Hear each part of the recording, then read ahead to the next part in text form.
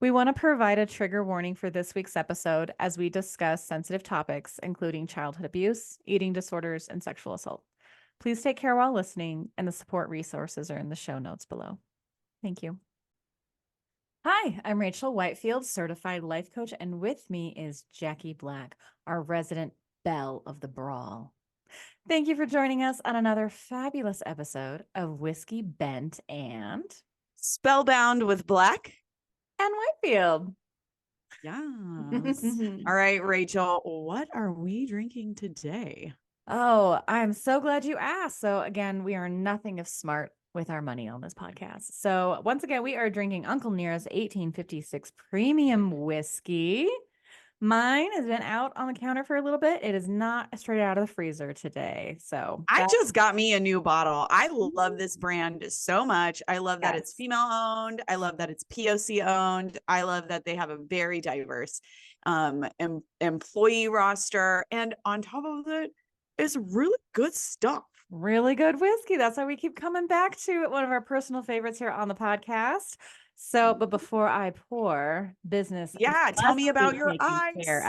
Ooh, yes. So what I have today are diamonds with the what is it? The Moonstone glitter, edible glitter by Fancy Sprinkles, which is like that iridescent like pink.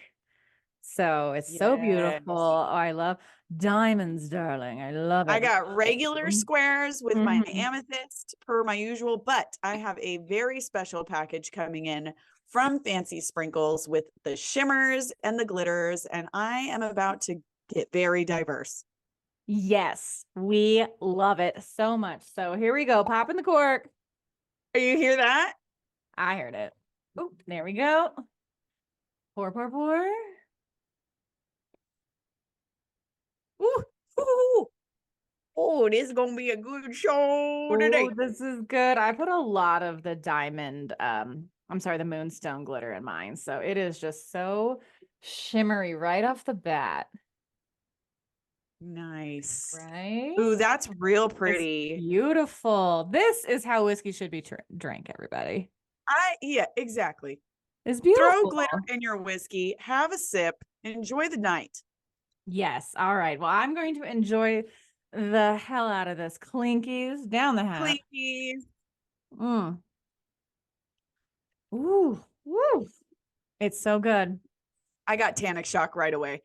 I feel like it's been a minute since I've had I went on vacation recently to Mexico and I did not drink whiskey the entire time. Well, Mexico's for margaritas. Absolutely. It smelled like margaritas outside, let me tell you. And I was having shots. I was having mezcal margaritas, mezcalitos. Ooh. Oh, goodness. Let me tell you, mezcal tequila is like toasty. It's like warm. I don't know how to explain it. So that's what I was drinking the whole time. So that tannic shock right off the bat. And if you want to hear about Jackie's Mexican vacation, please join us over on our Patreon for Whiskey, Bent, Spellbound. You can hear all about the first date chisme. But in the meantime, Jackie, what are we going to be talking about on the show today, right now?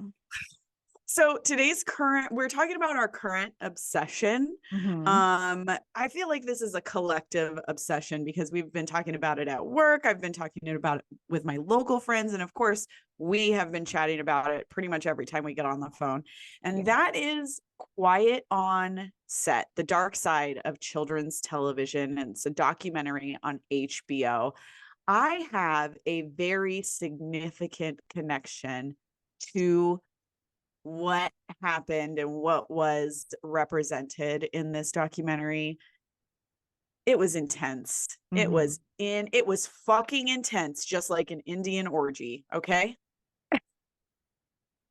Okay, Jackie. I'm inappropriate. Jesus. Okay. I know. The whiskey, it's already in me. I don't know what to do. Okay. All right. So this documentary, so far, it's a 4-part documentary. Apparently, we are recording this before there's this new 5th episode coming out on April 7th.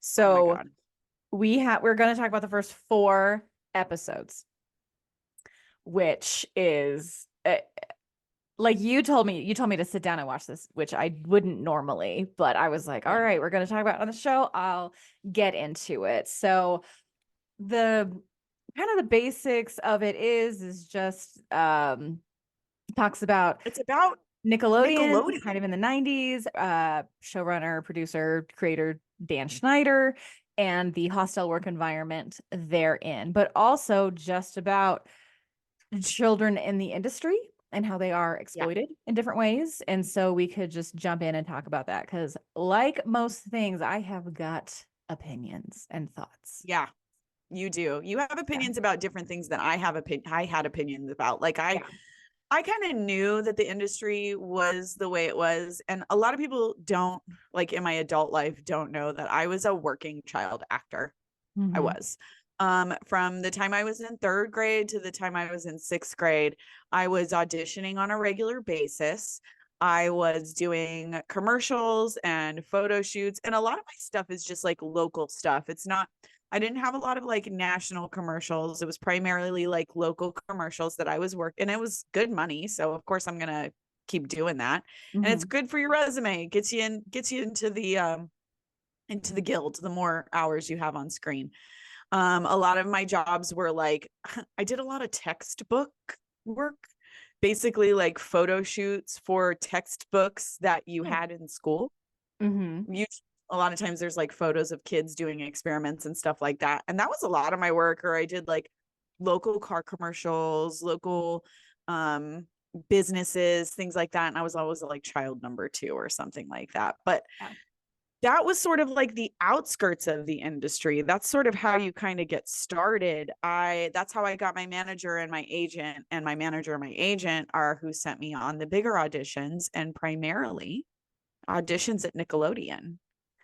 I was going on 2nd and 3rd callbacks, and I just didn't get the jobs. And there was one kid in these episodes who, we'll touch on it later, but he got fired. And the rejection from the industry alone can be very, very, very traumatic for a child. But I auditioned for all that. I auditioned for the Amanda Show. I auditioned for a lot of these shows that they were talking about. The difference between me, I think, and the kids, that's fine that I didn't get the job. And now looking back at it, I'm really happy I didn't get these jobs. Really, really, really happy, because the set was not a healthy place to be. And one of the reasons I didn't get the jobs is because my mom was not a pushover. Diane is not, one, she's not a pushover, and 2, she was not a pushy stage mom. Some of these moms, stage moms, will do anything for their kids to get the job. Anything. Because maybe we'll touch on it later, but like, what is it, Jeanette McCurdy's book, I'm Glad My Mom Died, which I have read twice. It was so intense, but it's like her mom is the one who wanted to be the actress, and she never got a chance to. So they're like leading, not all moms who are on stage or parents who are on stage are this way, but we're talking the quote unquote stage moms. And these are specific types of parents who are extremely pushy. They call the agent every single day. They call the casting director. They show up. They are pushy. They push their kid to get that job. So while I was going on 2 and 3 callbacks, I never really got the big jobs. And I'm really super thankful for my mom in that aspect, because she allowed me to pursue my dream, or what I thought was my dream. She supported me by taking me on all of these auditions. She allowed me to do that, but she never pushed it, ever. And after watching the first couple of episodes, I sent her a message, and I was like, thank you for not, like, I didn't understand why you weren't more pushy. And she's like, yeah, there was no fucking way over my dead body you were going to be working on some of these sets with some of these people. She met some of some of the producers and some of the casting agents, and the way she described them, she's like, they just gave me the heebie-jeebies. I Yeah. haven't heard that word, but Yeah.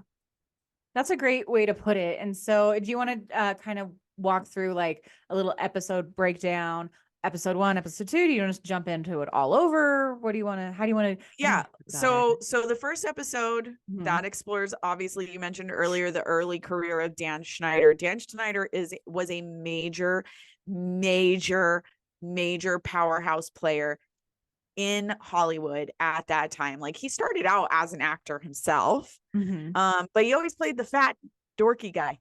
Yeah. Always. I Yeah. think that might have gotten to him, his ego a little bit. Like, he almost maybe felt like he had something to prove.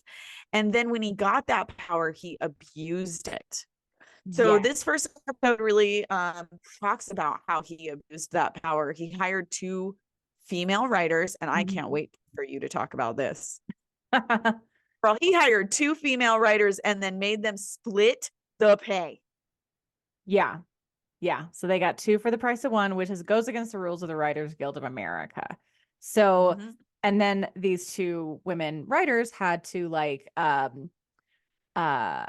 alleged, received copious amounts of sexual harassment from Dan Schneider and those in the writers' room as well. So what so I guess the whole point is like there's a lot of people trying to break into the industry in LA, obviously, that goes without saying. But so Dan Schneider says to his assistant, hey, look through these portfolios and put the funniest ones on top. All right, top one is a female. So he hires her, half the salary.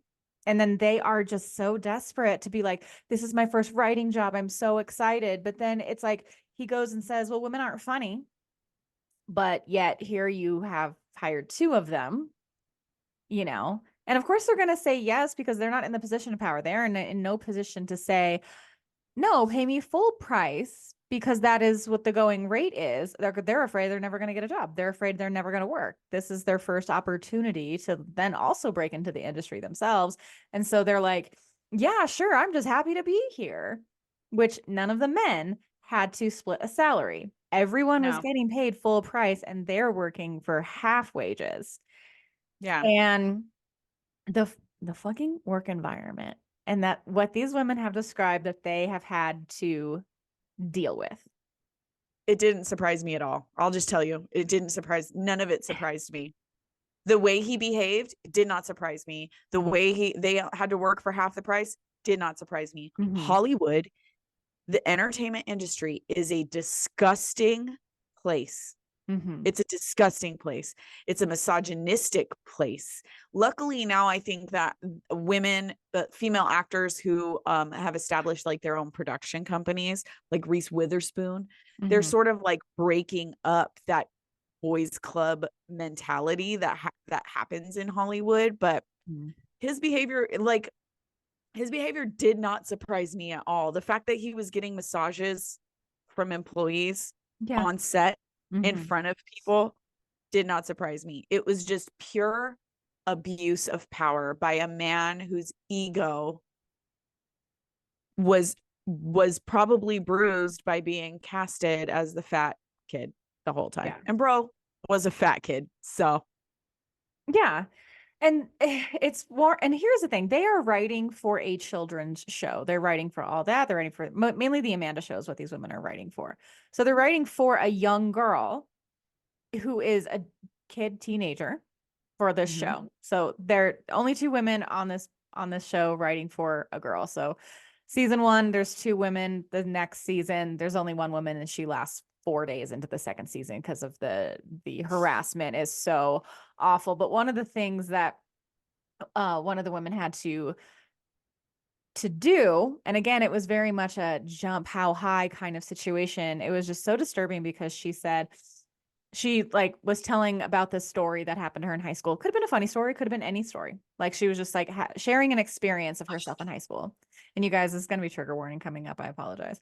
But then Dan Schneider says to her, hey, stand up, repeat that story and act like you are being essayed for. Act like you're being sodomized, not essayed. Like he wanted her to pretend she was getting it. Like, yeah, the fuck? First of and all, one, she's already told the story. Two, Yeah. why does she have to retell the story? Three, why does she have to tell the story again, acting like that act is being performed on her? And she does it. And she really skirted around. She didn't want to really talk about it or anything, but it was just really like, do it or you're not going to have a job is pretty much the underlying Literally, idea of you're gonna it. get But it's fired. like, if you're in a writer's room for a children's show, why is that conversation even happening? It makes no sense. You know what? Here's the thing: is it made no sense for him to be in the writer's room. He was not a writer.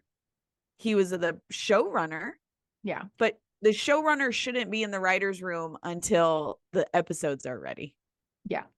That makes no sense for the showrunner to be in there.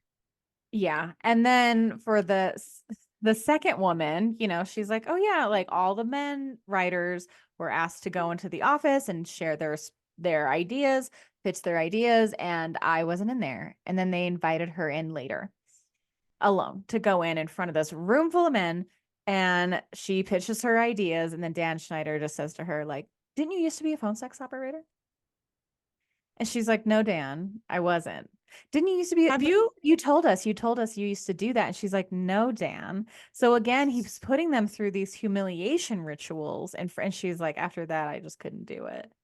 You know, like, why would Have you ever to the been in a point? situation where you're outnumbered by men and they try to humiliate you with something from your past, whether true or not? I'm sure I have. Yeah. Yeah, because that part was triggering for me Yeah. because I have. Mm-hmm. And it was so infuriating. And like, I just had these retroactive feelings of anger, which we're going to talk about in another episode. But let me tell you, I got so physically pissed the fuck off at that. Because when it happened to me, I was in a meeting and I was working for a marketing company and I was an assistant, and I was in a meeting and it was just a room full of the male owners of other marketing companies. And my manager made me stand up, and I don't remember what he had me do, but he walked over to me and tickled me so that they could see whether or not the stockings that I had were thigh high or if they went all the way up. Yeah. I'm sorry. Humiliating. Like, I know audio listeners like my face right now. Yeah. Humiliating. Yeah. And that's like, I've had experiences like that so many times. I tried stand-up comedy, and comedy is a very much male dominated space. And every time I went into the green room, I was the only woman, and I was 100% harassed every single time. Every single time. 100% of the time. It happens every time. Yeah. Every time. It's why no, but like, it's true. Yeah. It's true. And then men want to say, oh, not all men. Yeah, but bro, no one's standing up and no one's stopping them. If you're not stopping it, then yes, all men. You are a part of the problem. Yeah. 1,000%. So that part was very, very triggering. The second episode is where we talk about Amanda Bynes, and she just breaks my fucking heart because she was fine, at least from what we could see, until she turned 23, and then it was just like a snap. So the second episode is when they tell the story about how Amanda Bynes was discovered, and she was discovered during a children's workshop at the Laugh Factory. That's actually something that I have participated in. I did participate in the Laugh Factory children's workshop in 1994 and 1995. I don't remember if she was there. I'm not gonna lie. I don't remember. It was so long ago. I'm old as shit. She was discovered by a producer in 1996 at the Laugh Factory, and her career was catapulted by the Amanda Show. She started out on All That, and then that segued into the Amanda Show. Yeah. And I'm going to be honest, I didn't like the Amanda show. I didn't think she was a good actor. I was annoyed by the fact that they gave her own show. And it was right around that time that we were graduating 8th grade and getting ready to start high school in 96, right? Yeah. So I didn't like it at all. Like No, I no, know. we were in junior high. Yeah. So we were on the same age as her. Yeah, because You these, didn't watch it, right? no, I mean, I yeah, I think I was just a little bit older because a lot of the times we talk about Sam and Cat, Victorious, iCarly. So I remember I was a little too old for that, but Yeah. um Secret Squirrel, I do watch a shit ton of SpongeBob SquarePants, so I'm always aware of these advertisements that were happening, and knowing I was like very adjacently aware of these shows. However, it's like I was a little too aged out for them as I'm watching even a younger show of SpongeBob SquarePants. Don't judge me. And so, Well, all of that came out when we were around in like I I know think that was sixth like grade. a big deal because we were kind of at that age, all that was a big deal. And Our I age group. remember I really loved like the adventures of Alex Mack. Like I loved her. Yeah. Yeah. So but when they're talking about these like shows and like all that, and it was a big deal. It was Saturday Night Live for kids and whatnot. But it's like the kids on these shows are like, oh, you're in until you're out. Like, oh, this girl was like, I went into puberty and then my body changed. And then, okay, well, it's for a kid's show. You don't look like a kid anymore. Bye. Yeah. Like, no love lost. They were concerned about her getting heavier. Yeah. As a kid. And then all of a sudden she went through puberty and they were like, you look like a lady. Bye. Yeah, fired. And they were actually going to make a show about her. Mm-hmm. It wasn't going to be the Amanda show. I forgot what her name was, but it was going to be Katrina her show. Johnson, the Katrina show. The Katrina show. That's right. That episode also talks about like the child actors on the set of all of that and like what it was like to work for Dan Schneider. And he was just horrific to these kids. Yeah. He broke them down. Yeah. It's like it's his affection or none. It doesn't matter. And they just want to do anything to please them because they're like, sometimes these kids are supporting their families. Sometimes these kids, like, this is their dream. And they're like, well, if you're not complying, then you're going to get fired, And again, knowing because those kids went through the audition process, they know how many kids want to be in their shoes. And we were in rooms of kids and we're looking at each other. Knowing we're competing against each other. Some people like to make friends during that process. I was one of those kids that like to just talk to the other kids. It's just like after getting rejected though so many times at that point I was just like, well, if I get it, I get it. If I don't, I'm stopping when I get into high school anyways, so it's fine. But like you're in rooms full of kids who are your direct competition, and you are actively comparing yourself to these other, like for me, that's when my body image issues started. That's when I started feeling very self-conscious about the way I looked, because I'm comparing myself against these really cute young girls, and I'm just like weird looking as shit back then.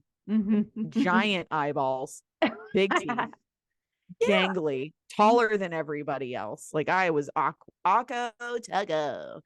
But like these kids, they knew what it was like to go through the audition process. And there was this one kid who was like, yeah, I'm going to get my family out the hood. Yeah. But his mom was extremely protective. I think his mom and my mom were very similar. Like a good mom. Yeah. She paid attention. She was like, this shit's not right. And because she kept saying it, he got let go. Yeah. And he said he's never recovered from that, because it's traumatizing. Because here's the thing, when Hollywood lets you go, they tell you why. Yeah. When Hollywood doesn't pick you, they tell you why. And sometimes it's just like shit you can't, most of the time it's shit you can't help. But you're it was too dark. You're too light. I got rejected because they told me they didn't know what race I was. But you would think in the acting industry that would be very helpful so you could be androgynous. No, they wanted specifically like a number of races. Mm-hmm. And they weren't looking for little Latino kids. That's for damn sure. Mm-hmm. So, but they couldn't tell what race I was. That's one of the rejections that I got. Another one is my teeth weren't straight. Yeah. I have a snaggle tooth. It's so cute. I think so. I love it about you. You can't. First of all, you know who else has a snaggle tooth? Kirsten Dunst. So suck on that.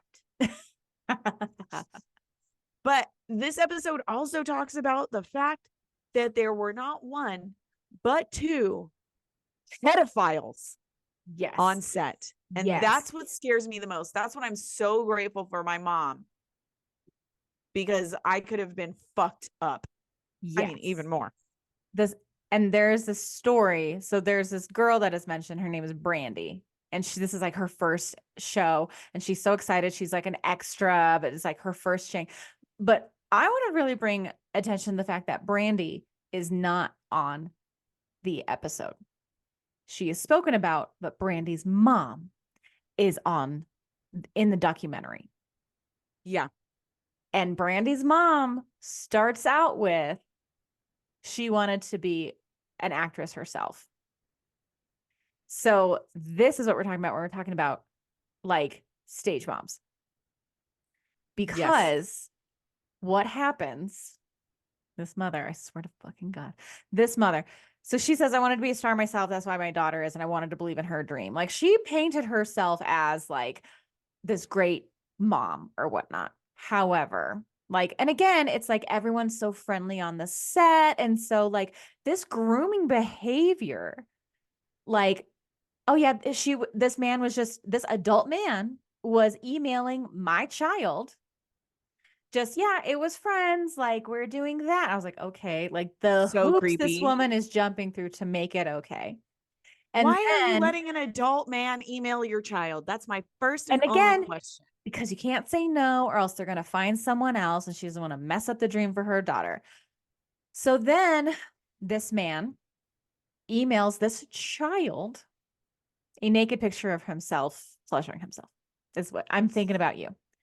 And Brandy, she like shuts the computer down, runs away crying. She's very upset, as any young child would. That content is not for them, let alone this man showing like these things, And Brandy's mom says, I didn't call the police.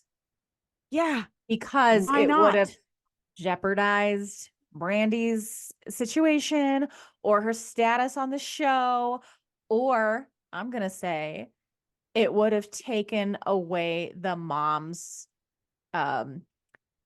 proximity to the limelight, the money. Yeah. Yeah. So she sacrificed her daughter on that fucking altar, and she didn't call the police. And this is the first mom I've heard about doing this. Yeah. To the point where like I've heard about moms knowing and like literally putting their child on a platter. And it wasn't until there was enough rumors going around that because someone finally spoke up and took that man to task, and the police then started investigating everyone he was around. And she was like, oh yeah, by the way, he also did it to my child. It wasn't until she was approached. Her back is against the wall. She knew it was wrong. It literally reminds me of Usher's mom just handing over Usher to Diddy. This woman did not protect her child, and she sent her back to set, but she's like, I'm just going to be around a lot more now. Well, the damage has already been done. Yeah. Your child has already been digitally assaulted. Yeah. Yes. So crazy. So I was like, that mom. And she didn't tell anybody. So that guy continued to work on the show. And who knows how many of these other actors he probably assaulted. Yeah. Yeah. Because he was allowed to stay. The way Nickelodeon justifies this is they're like, they weren't they didn't again, how are they to know? And I'm not defending Nickelodeon about this, but it's like, if you don't have a record and you do a background check and shit, like it's not going to come up. You're not actually a sex offender. It's You're not also the actually 90s, like the very beginning of the sex background offender checks are registry. not as easy as they are today. Right. There's not a lot of interwebs happening. Like the interwebs are still very brand new. Yeah. But here's the thing. What's worse than one pedophile on set? Two pedophiles on set. Dose. And we're gonna and that's Brian motherfucking Peck. Yep. Brian Peck, dialogue coach, also side bit actor as well. But they have got a pickle boy. They've got these weird these phallic shaped pickles, but they're just moving around set. So and again, back to all these things that they're getting past the censors as well, of just like Penelope taint. Nope, it means something's tainted. It doesn't mean the part of the male genitalia or anatomy. So when I saw, here's the thing, I remember Penelope taint. Mm-hmm. I thought tainted. Yeah. I did. Yeah. As a kid, because I didn't know what a taint was. Yeah. At that age, I wouldn't know what a taint was. I did not know. Yeah, because you have no reference for it. So it's like these adults are getting these adult jokes like over on us. But why are those adult jokes in a child show anyways? Yes. Adult jokes are in children's cartoons on a regular basis, is what I like all of the Pixar movies. Let's go Shrek when they're like, he's riding on a white Bronco. Like, that's an adult joke in a child's movie. That is funny. That is in reference to something else that is not sexually based. Okay. Like you want to talk about Shrek? Yeah. Let's talk about the part where Farquaad is in bed looking at pictures of the princesses and he gets a boner. Oh, I haven't seen Shrek that much. He literally, first of all, I have a son who watched that movie on repeat from the day he was born.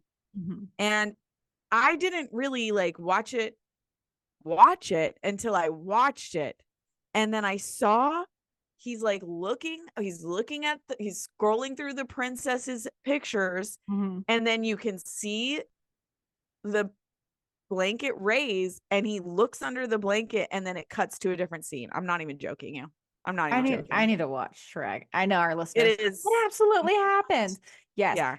But let us not take away from the monster that is Brian Peck. For real. Brian motherfucking Peck. And we're just going to continue with Brian Peck because episode number 4 is when it really gets into the nitty gritty, when we get our heart broken by Drake Bell. Yeah. Episode 3 is The Darkest Secret, where we talk about Drake Bell.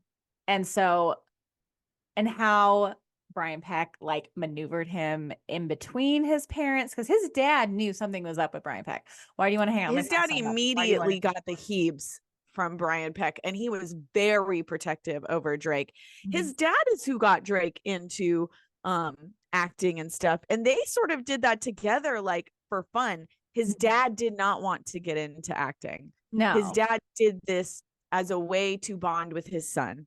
Yeah. And they had a really great time doing it. And I thought part of that story was so beautiful. And like when his dad just talks about Drake, you can just tell how much you could just tell he's such a good and loving and emotional father. Yeah. Very protective. Yeah. But that motherfucker weasels his way not Brian only Peck. in between. Yeah, Brian Peck. It kind of sounded like I called his dad that. Did not. We love Drake's dad. Drake. We love, Daddy Drake. Yeah, we love him. But Brian is manipulative, and Drake is a preteen teenager. Yes, and at that age, you can't tell us motherfucking shit, and you can't tell us shit. And he was able to manipulate Drake. Yeah. And this is also from a very trusted adult as well. This is your dialogue coach, someone you work with every day. Like, yeah, absolutely. Like, I'm your friend kind of thing. But then it's just the absolute like emotional manipulation and maneuvering of like, let's get him closer to his mom so his dad's out of the picture. Like, I don't want you as my manager anymore. Like, he chipped away until Drake Bell had absolutely no more protections around him, because his mom Yeah. sure as shit didn't. His dad Yeah. told his mom, like, do not let this man alone with my child. I do not trust him. But his mom Yeah. was like, oh, you want to stay at his house? Sure. Oh, you want to do this? Sure. Why Yeah. not? That's crazy. It's Until, so crazy. and like, I have a lot of mixed feelings about Drake Bell's situation, because he's had his own issues, and I'm not going to skirt over them. And he has essayed a 15-year-old girl himself, and has pled guilty to child endangerment, which is a pled down case. However, Yeah. the age of that girl was the same age that where Drake was assaulted. Well, since I have very, very personal experience with knowing somebody who was assaulted as a young child and then assaulted a young child very close to me, Mm-hmm.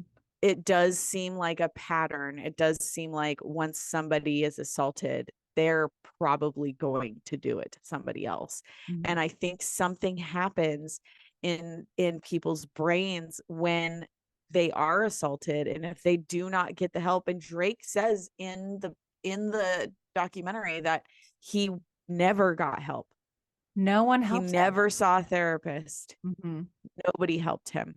And I think, and I'm not a doctor or a medical professional, but it's like, for someone who has experienced a significant amount of trauma as a teenager, it's like we do get emotionally stunted in these areas when trauma happens to us. So I, even looking around my apartment, I'm like, my 17-year-old self would absolutely love this apartment. Yes. You know, I was like, yeah, we get stuck there. Because I think our brains just kind of shut down, and we're like, this isn't safe. We have to just stay here for a bit. Yeah. And I think something happens with the wiring in your brain when you're sexually assaulted by an adult as a young child or as a young adult. I think there's something that might happen with the wiring of their brain. If they're not helped by a therapist to fix those wires, that wiring is going to force something bad to happen. Yeah. And it's gonna keep going, which this is why therapy is so very important. Like, if you know somebody who has been essayed as a young child or a young adult and they haven't been to therapy, please encourage them. They need to seek help. They need to be supported. Otherwise, it's gonna happen again. Like, it's not a if it happens again. It really genuinely is a when. And I learned that lesson the fucking hard way. I never, ever thought the person that I'll just say it, the person that I was married to would assault somebody because he seemed so very normal. And then out of nowhere, it was like, actually, no, he never got help. Those synapses stayed the same. It was just a matter of time. It was like a ticking time bomb. And it's just like so sad because his dad didn't know. His dad didn't know. After Drake came out and reported Brian, his dad didn't know.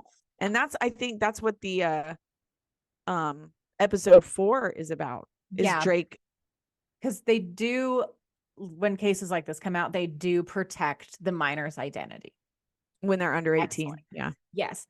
But here's the thing, Drake didn't come forward with it. It wasn't until he was getting phone calls off the hook at his Brian Peck was calling his Drake Bell's girlfriend's mom's house to get a hold of him. That's crazy. Thank God for this girlfriend's mom to be like, something's wrong. And dad. No one just does this. Yeah. Yeah. The girlfriend's dad was like, why is an adult calling you? Yeah. Why are you doing this? And then those parents are the ones who noticed something was wrong. Yeah. But Drake Bell's mom didn't fucking know nothing. Like, you're just going to act like nothing is wrong with your kid and this dude? Because they're gravy train. Yeah. I know, like, that kid got paid for those shows. Like, his like demeanor and attitude must have just switched overnight, and a mom isn't going to notice that about her child? No, because you're going to again serve them up on a fucking platter just so they can No, keep because getting that Drake was getting money. paid Mhm. $100,000 an episode. Yeah. Yeah. So why would she? Absolutely. She's going to be willfully blind. Yeah. At $100,000 an episode, because And his show was named after him after he got off the Amanda show. yeah, He went to a show called top billing. Drake and Josh. Drake and Josh. Yep. Had his name on it. He had a music career. Mm-hmm. He was killing it. My daughter loved Drake Bell. My daughter loved Drake and Josh. Mm-hmm. Anything Drake did, she was just all about it. She loved him. And so, like, of course, the mom is not going to do anything. If she does something, it could all end. And the really messed up part about this, more so than it already is like there were like, I don't know, character letters written by other people in the industry saying how great that Brian Peck is and that just to go lenient on him and stuff. And it was like a lot of victim blaming. And I was like, a young boy like went out, like, get the fuck up out of here, people. Like, shame. You know what I on found you. interesting Mhm. is that one of those letters, oh God, what is this man's name? He played a dad. Alan Thicke. Alan Thicke. Mhm. Alan the pedophile Thicke. Don't rest in peace, dude. Fuck you. So this man groomed a teenager, 17 years old, Christy Swanson. Mm-hmm. and married her. And he's 39. And he's a full-grown fucking adult. First of all, no 39-year-old man has fucking shit in common with a teenager. Period.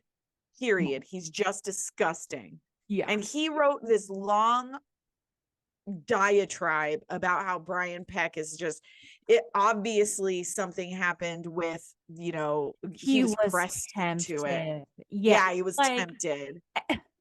So long and short, Brian Peck gets 16 months for pedophilic rape, technically. Yeah, that's okay. My ex-husband only got 1 year. They never get what they deserve. They never fucking get what they deserve. And yeah, and people are like, we didn't know it was you or anything. So it's like Drake Bell has his own issues, don't get me wrong. It did take a lot to be interviewed on that show. And that he just seemed like he was in so much pain. Mm-hmm. Yeah, so much. And like when you see him remembering what happened, it's just absolutely fucking heartbreaking. And when he was talking about it and his awareness of the cameras, because he is a child that grew up under the lights, and he's like, I don't know how much I can say on camera. I don't think that would have happened. You know, he's like, I can tell you, but you're not gonna be able to use any of it. So why go through it? And also to like traumatize the interviewer as well, just to be like, this is what happened. Yeah. Mm-hmm. He basically was just like, just think about like the worst thing you can do to somebody. Mm-hmm. And that's what happened to me. And it's like repeatedly. Yeah. Mm-hmm.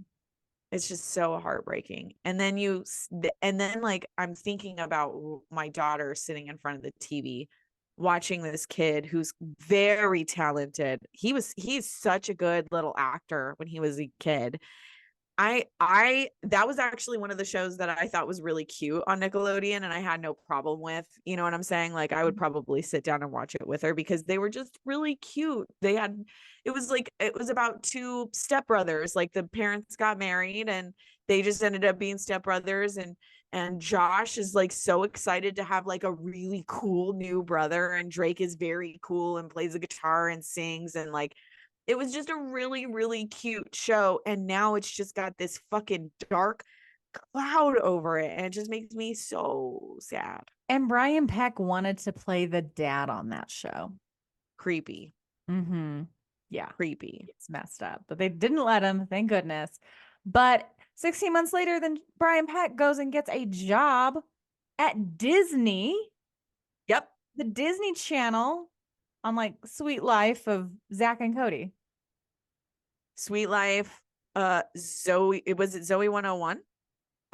Is he on that?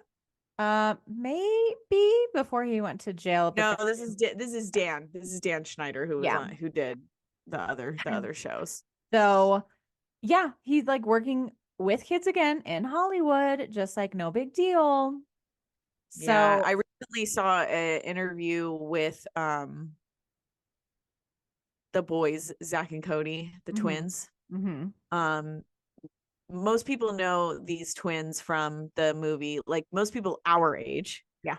know these twins from the movie Big Daddy with Adam Yeah. Sandler. They played the little boy. And I think that they also played Ben on Friends, like Ross's kids. Yes. Yeah, they played Ben on Friends. And now when you see interviews, they also had a stage mom. Yeah. And it's real sad.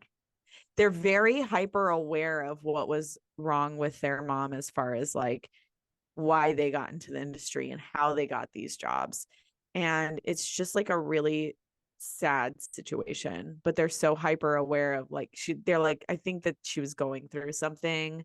And like when I told her I didn't want to do this anymore, she was very like aggressive about making sure that they stayed in the industry. And it's just like the industry makes people different and dark. Jeanette McCurdy's mom was the same way. Like, I don't want to do this anymore, mom. Oh, of course you do. This is your dream. Like, talk about Tell me a little bit about Jeanette McCurdy. Let's tell me about that. Okay, so like, because it's very relevant. Jeanette McCurdy's mom, this comes from her autobiography. I'm glad my mom died. So Jeanette McCurdy, she was like the youngest daughter, right? I don't know. The only daughter of a Mormon family. I think she has 3 Mormon brothers, but her mom wanted to be an actress, but her parents never put her into it. So then she grows up in like, I don't know, Orange County or something. And then she was like, oh my gosh, I have this blonde haired, blue eyed, bubbly little daughter. I'm going to put her in acting. And when she's little, she's like, okay, it's like this thing that you do. You don't realize it's going to be a career or anything. And so she starts getting booked. She's like, I could cry on cue. Like I was this great child actor. And then her mom is just like, yes, yes, yes, this is what you want to do. But her mom is so up in her life. It is insane. Like, and she's like, Mom, I don't want to act anymore. Of course you do. Of course you do. This is your dream. And she's like, okay. So she has this like domineering stage mom mother where it's like, she's going to fly off the handle if I go against anything that she doesn't want to do. Like if I say, I don't want to do this, well, of course you do. That's your dream. Of course you do.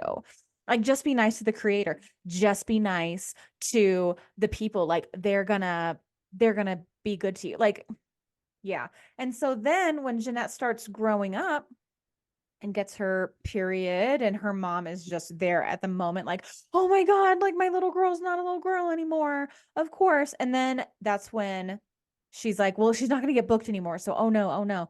So then it starts to be food restriction, calorie counting, That's crazy. excessive exercise to keep her in her young lady body to stop her from developing so she can stay in these young childlike roles longer. Yeah. And so she doesn't name Dan Schneider by name in the book, only the creator. But also she could say these things in her book because, and she even talks about it in her book where she was offered $300,000 to not say anything. And she says, that sounds like hush money to me. I'm not going to take it. Sounds like a bribe. Let me write a book. I'm going to make twice. So she never so she never took it. So she's like, I'm not going to sign an NDA. I don't need this money. I don't even want to keep acting. But she was promised a lot of things, like you're going to have a director's credit on Sam and Cat. You can start writing. And Jeanette McCurdy is an excellent writer. Yeah, absolutely she is. But she's like Ariana Grande, and I think it's Ariana Grande, but she's like, her career is popping off. And here I am. I don't even get to direct. They keep taking it away from me or dangling the carrot farther away just to keep me to sign on for these shows that I don't even want to do anymore. I'm getting too old. And she's like, Ariana Grande or Kat Valentine is supposed to be in this box. And I'm like acting next to this empty box because Ariana couldn't be on set that day because she is on tour. And she's just like, this is bullshit. Why am I even here doing this when my series partner, the cat of Sam and Cat, she's not even here? Why am I doing this? I'm not even having a good time. So, like, her mom has pushed her into a severe eating disorder. Yeah. And so her mom is like done anorexia, bulimia, both, all of it. Yeah, very disordered eating. And at that point, her mom is like on her deathbed dying of cancer. And the only thing she thinks that her mom will be so proud of her and love her so much, just that she'll wake up out of this coma. This is what she says to her, to think that her mom will be aware. And she says, Mommy, I'm the smallest I've ever been. I'm 89 pounds. What the fuck? Mm-hmm. And then she thinks my mom will be so proud of me that she'll wake up out of her like cancer-induced coma right before she dies on her deathbed. Yeah. But like her mom moves in with her after she's an adult. You know, she just cannot say no to her mom. So it's just this like, it's a very eye-opening look that I'm sure a lot of young child stars have to deal with. But like, yeah.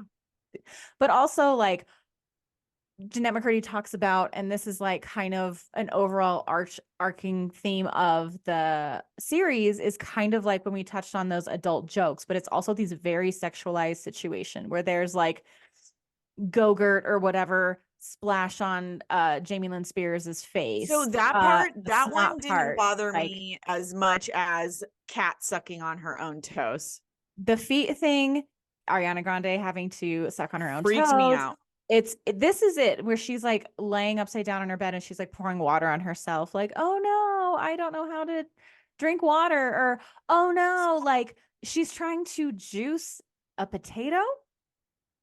And then the thing is that with that character, here's what I know about that character. That character is dumb as a box of rocks.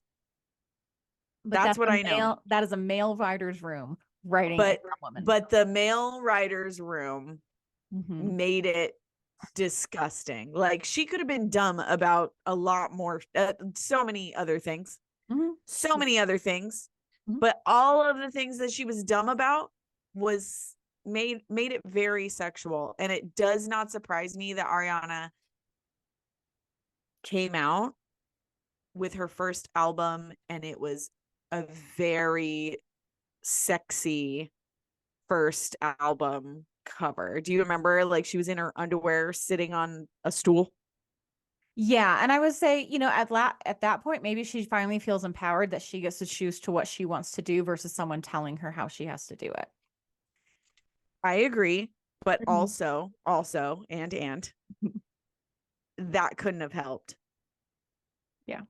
Yeah, because now they're like fantasy. Because she's got this subconscious belief that she has to put forward like a sexualized version of herself, when Ariana is very cool. Like she doesn't need to sexualize herself. Like she's hilarious. She's very, very smart. And she didn't need to put a sexualized version of herself forward when she came out with her first album. But I and this is just like my theory, I don't think that helped. I think that she was very sexualized as a child. Yeah. And it does something to your brain, just like with Drake. He was actually sexualized and it fucked up his brain. And also, it's just more like these children shouldn't have been put in sexual situations in the first place, even through the jokes, even everything. But a lot of people are like, why isn't Josh of Drake and Josh talking about it? Why isn't Ariana talking about it? Why aren't these other people on these shows talking about it? But also I'm like, perhaps they're still in Hollywood. they signed that NDA that Jeanette McCurdy did not. So they can't talk about it. But also, this whole thing just talks about how very traumatizing the whole thing is. But also, I just want to say people do not have to participate this just for our entertainment to understand what has gone on for this documentary. And they don't have to relive their own trauma if they do not want to. Yeah. You know?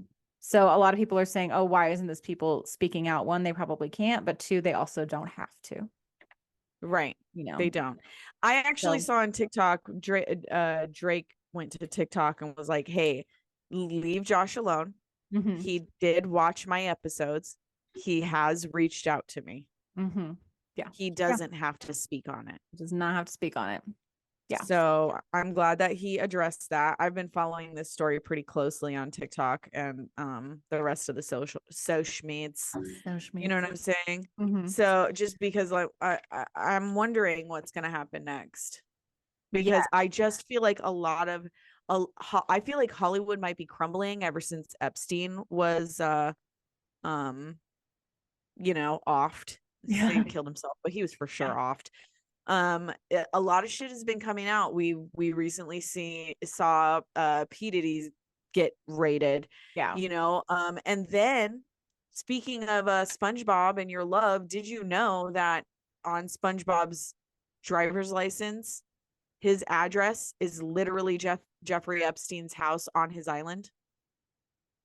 Did you know that? I did not know that. Yeah, no, that's a thing. That's on Google Maps. And then also, if you look at a side-by-side picture of the 90s splat emblem of Nickelodeon, Mm-hmm. it's shaped identical to Jeffrey Epstein's island. Like, there's a lot of shit that's coming out, and it's just like, is that a conspiracy theory? Is that just a coincidence? Mm-hmm.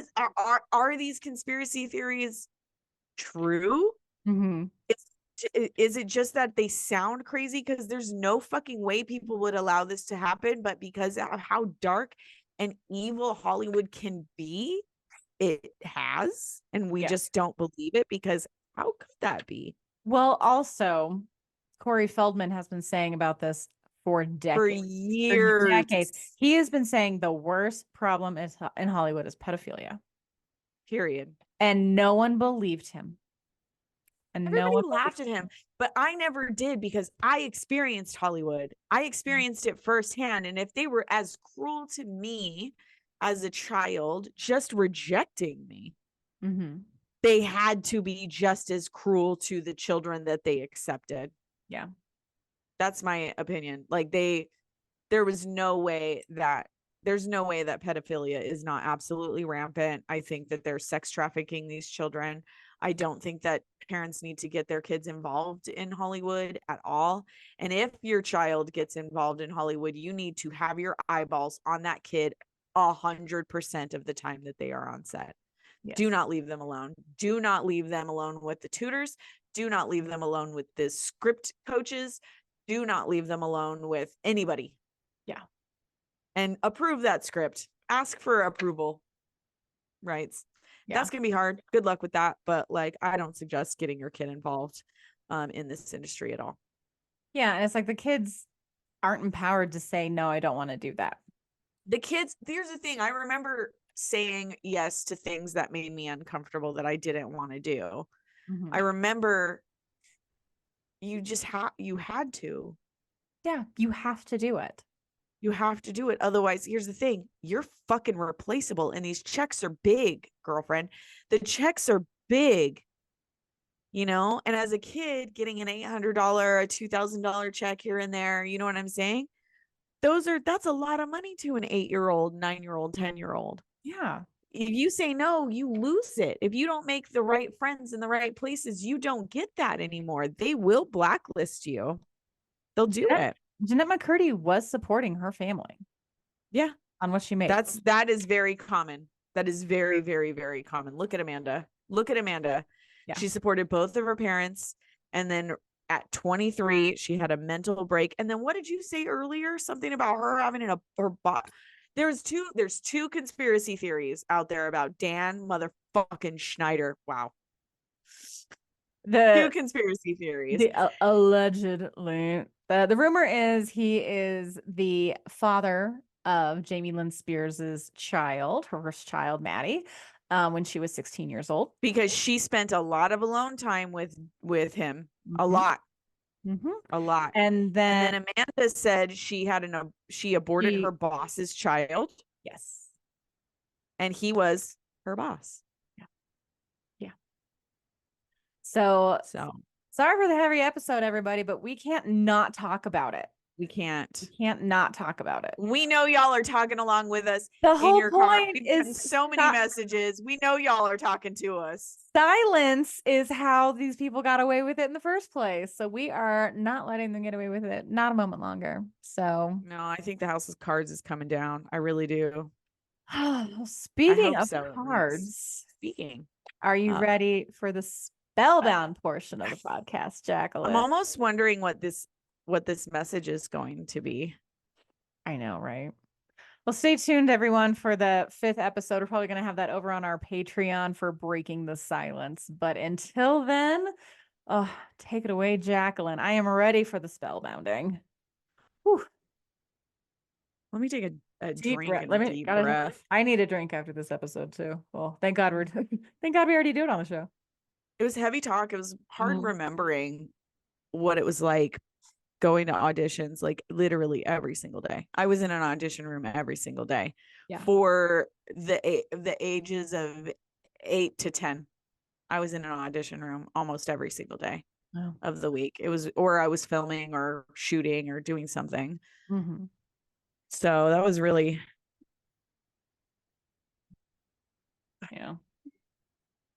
I bet you were really upset when you didn't get it, but now looking back, you're like, thank God. It was heartbreaking. It was really like traumatizing. It really did something to my self-esteem, not getting some of these. But when I talked to my mom after watching these episodes, she was like, yeah, like, I just wanted you to feel like you were doing it. I wanted you to know, I wanted you to gain that confidence. But deep down, I never wanted you to get a big job.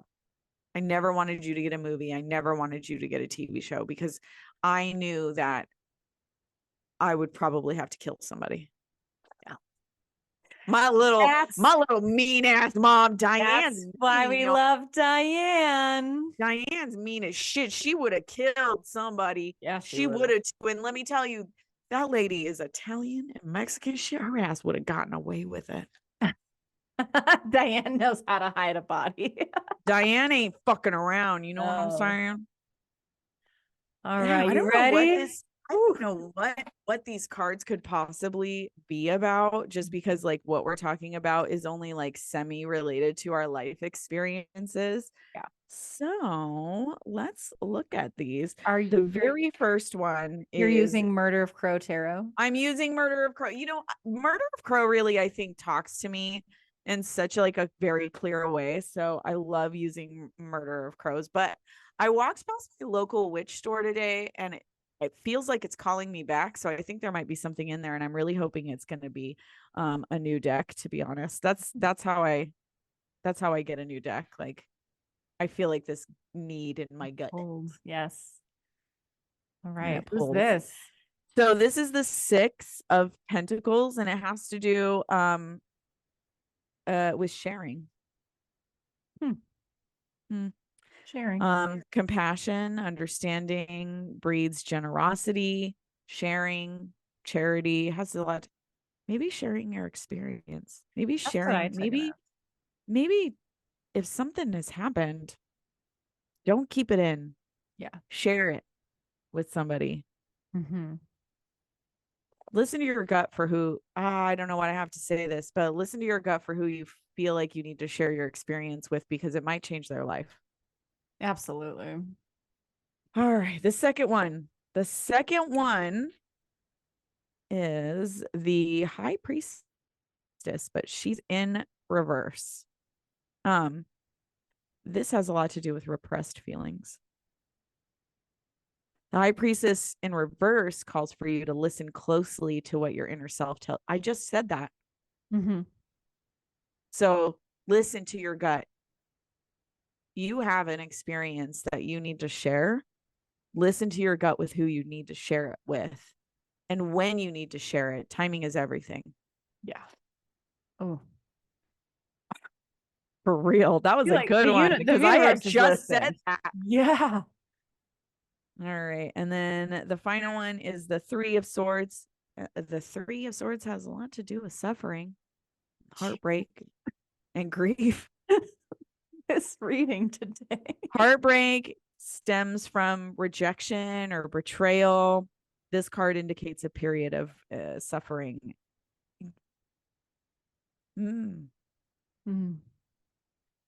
Moments like this sometimes required in life in order to bring out the strength we never knew we had in us. That's deep, man. Yeah, dude. Ugh.